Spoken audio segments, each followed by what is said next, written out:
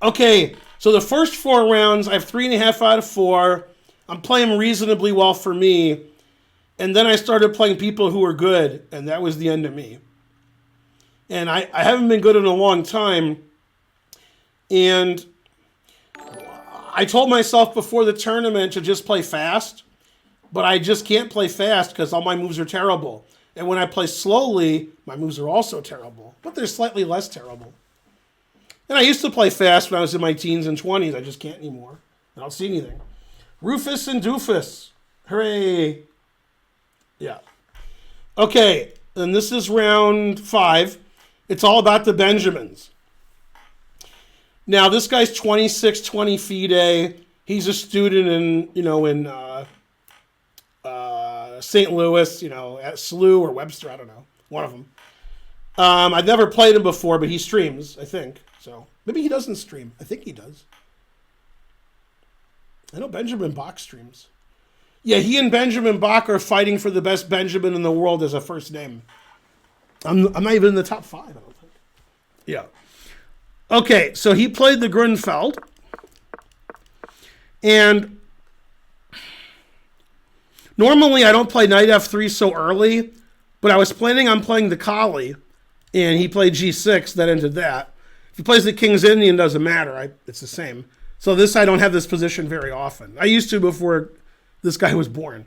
So I played like a very solid line, and, white's equal or slightly better, I guess.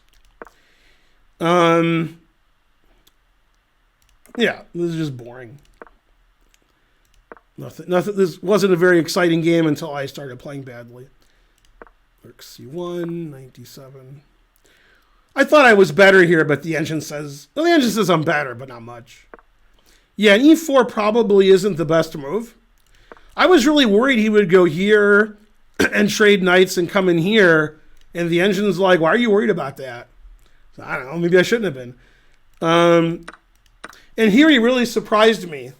I thought he was going to play knight f6 and just chill and wait for me to overextend, but he played c5, which is the right move. I just wasn't expecting that. And the problem with trading everything is my e-pawn's not very good. It's sort of weak. It's still equal, but it's just nicer to have black. So I thought forever here, because I like thinking forever. And I played d5, which is fine. This is all fine. It's just equal. I attacked my queen. I saw it. And yeah, this is all fine. This is all just equal. It's not very exciting either. And here, I started down the wrong path, although it's still equal. You could argue my pawn is passed and strong. You could argue my pawn is isolated and weak. And neither one's really true. It's just like, okay. Thanks, DRush98 for the sub. A4 is probably not necessary, but it's okay. There's nothing wrong with it. Yeah. Taking's probably not best, but it's all equal. It's just equal. Okay, and this is where I lost the thread of the game and lost the game, is the next few moves. Up until here, all the engines are like it's about equal. Everybody's playing reasonably. There's no reason to worry about anything. And here I just played like really badly, very badly. I mean, any move is equal. Just any normal h3, h4, rook d1, rook e1, anything.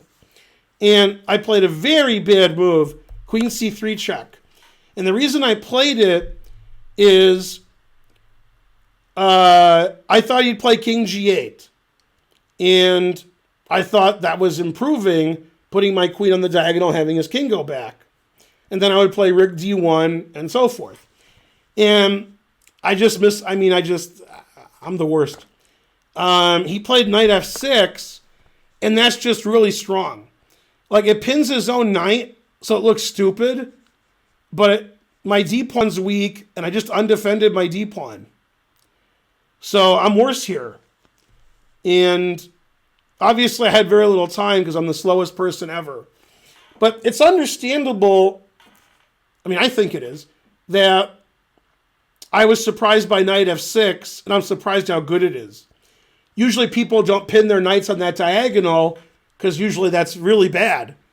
And it turns out it's easily the best. Okay, so I defended my pawn. He unpinned. And not only is my d-pawn going to be weak as he can attack it with all his pieces, knight e4 is going to be annoying too. I have to watch my f2 pawn. Knight e4, c4. Yeah. And also knight e4, b4, knight c3 is not good. So probably a draw with correct play, but it's definitely better to have black here. Okay, I put it in h. Getting luft. And yeah, I'm trying to defend my d-pawn. Terrible. And when he played rook d6, I was like, man, I didn't see rook d6. It's not the end of the world, but I just didn't see it. Now he's going to double rooks. Then he could play, attack my pawn again and again and again. And then Alice in Chains comes on and goes, doo-doo-doo, yeah. And I'm like, what? So the engine says I'm fine if I just double my rooks behind my d-pawn, which I didn't want to do. I like to have pressure here. The A file's open. The E file's open. You don't really want to have doubled rooks behind a pawn defending it. You're trying to, But it says if I just play here or here and defend my pawn, I should be okay. And I was thinking, well, if I did that and he played here and here, I don't have enough defense on my pawn. But the engine literally doesn't care. So I was in time trouble here, and I didn't see rook d6, and I was distraught. And I played this, which is, no good, but aggressive. And he attacked my queen, which is correct. And the idea is he can't take on d5 because f7's hanging. And he played there, which is correct. One of the ideas is if he plays h6, I might play knight e6, attacking his knight. Although the engine says don't play knight e6. Maybe I shouldn't. But now he makes sure I can't play knight e6 because his king defends his knight. And then that's also a very bad move. But here I'm lost already, it says. Okay. Now here I'm lost and I have no time. And there's nothing. Right. And I played a really bad move here. That's terrible. And then I went back. That's stupid. Okay. Now, here, he was too overconfident. He wasn't overconfident. He was too overconfident. He had 20, 30 minutes. I had a minute. He's winning. He thought the win was easy. He's not necessarily wrong, but he actually let me draw later. And on move 40, I missed it. But he is winning here. There's no question. And in this position, he made a really bad move. He should just do nothing. Slowly improve his position. h5, queen d5. But he played here because he was in a hurry to win. I have to play queen e5 check now. If I trade rooks, it takes with the pawn and queen's his pawn. So I have to do this. And here, he made a move that probably doesn't win. King f6 probably wins. Rook c3 probably wins. And he played this, which, I'm sorry, yeah, that's fine. Yeah, and here, he has to play rook d4, rook c3. Probably they both win. Probably. Because my king's no good. The engine likes rook c3 a lot because my king can't get into the game. He just walks his king over, pushes his c-pawn. I don't really have any counterplay. But he played this blunder, and I didn't know it was a blunder because this was my last move of time control, and I had seconds on my clock, and once again, never play f3. I thought, this is illegal. At least I was right about that. And I thought, this is too slow and doesn't work because he can just check me. But turns out, this move probably draws. And I didn't look at it long enough because I didn't have any time on my clock. And I was like, I got to get my king over here, so I'll play f3 and move my king over. Otherwise, I can't move my king over. And after king g1, with perfect play, it's definitely a draw. I might have still lost, but he probably would have been so upset at throwing away a win, maybe he would have. And here's the reason why king g1 is good. Obviously, if I play king here, that's fine. I'm attacking his rook. If his rook moves, I go here, and his pawn's hanging. I mean, then I should be drawing. And the reason king g1 is good, which escaped me at the time, was after check, which seems reasonable. Now I can come this way. So he has to play rook c1. If he goes here, I play king g1 again. And now here I come. And I'm just in time to play king e3 and stop him from, yeah. Probably this is a draw. Probably. I might have lost it, but it's probably a drawn position if like two supercomputers are playing. And that was my last chance, was to play king g1 and run over. I just thought king g1 was shallow and pedantic because he checks and I go back to h2. But he can't stop king g1 and king g3. He can only stop one. He stopped king g3, so I should play king g1. Then if he checks me, I try to go to g3. And I played this, and I'm a tempo too slow. And I can't get my king over. Yeah, that's terrible. f3 just lost the tempo. So I literally can't get my king over. Yeah. And then here I resigned because it's over. So f3 loses, king g1 might draw, maybe, but he was winning before he let me play king g1. And he was playing too fast. He was just so confident of victory. I don't blame him. And basically that game was equal. Then I got totally outplayed. Then he gave the win away with one move where he's only better, and I missed it. And I just played too slow. I'm always in time trouble like the last 5-6 moves of time control and just playing bad. Boo, boo. The lesson is don't play people higher rated than you. Is that the lesson? Then it was embarrassing because when I lose to somebody in a tournament, I like when they beat everybody. Then I don't feel so bad. So if somebody beats them, I'm like, how'd that guy beat me? Then they beat everybody else. I'm like, all right. So if the guy beats everybody and wins the tournament, all right, fine. But he played Hans the next round, and he lost in like 20 minutes to Hans.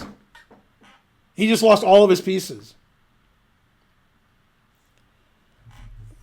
So, and then he didn't do well. He didn't beat anybody. He just drew in, like he tied for like 1,000th.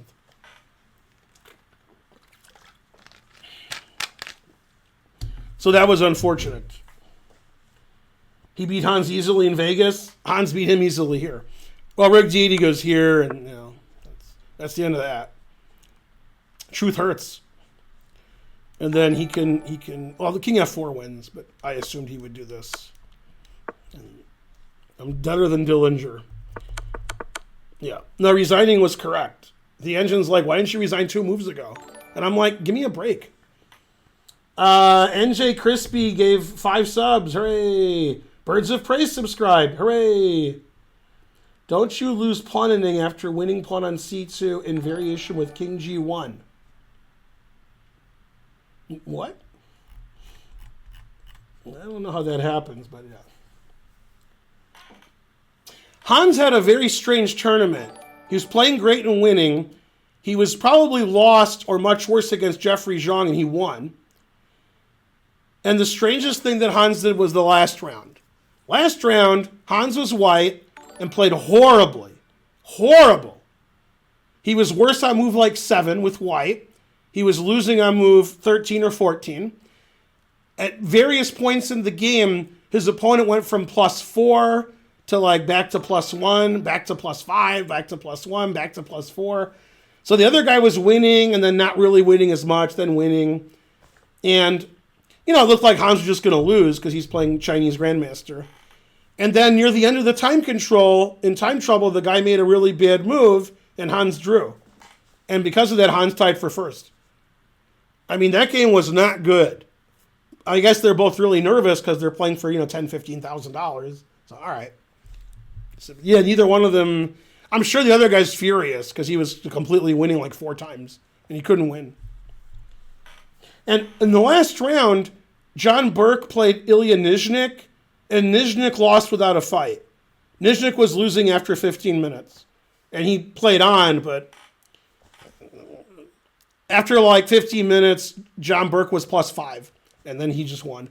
And John Burke was winning against Jeffrey Zhang earlier in the tournament and lost. And he still tied for first.